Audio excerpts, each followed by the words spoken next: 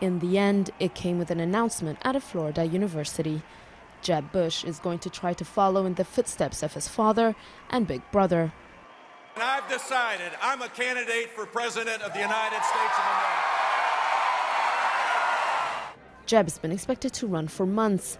Holding off has given him more time to prepare for his campaign, but it's also given his rivals a financial head start. While Bush heads most polls of the crowded Republican field, it's not by much, and winning his party's nomination is unlikely to be plain sailing.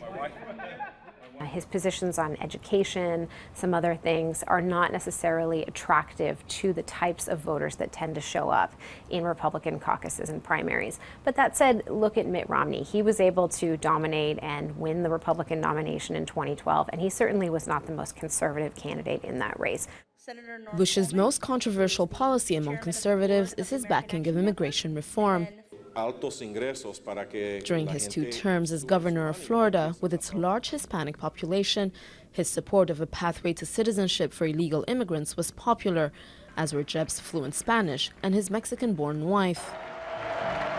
Conservatives made it clear how they felt about it at a conference in February, when some walked out during Jeb's remarks. The simple fact is there is no plan to deport 11 million people. We should give them a path to legal status, where they work, where they don't receive government benefits, where they don't break the law, where they learn English, and where they make a contribution to our society. Jeb's background is already proving something of a double-edged sword. Some will ask if U.S. democracy is truly healthy if one family provides 3 presidents in under 30 years, while his brother's record remains divisive. God bless America, and thank you very much. Probably having that Bush name, could hurt him in some ways, but at the same time, voters tend to like successful political families. They have rewarded them in many cases. And if Hillary Clinton is the nominee, that argument is pretty much moot.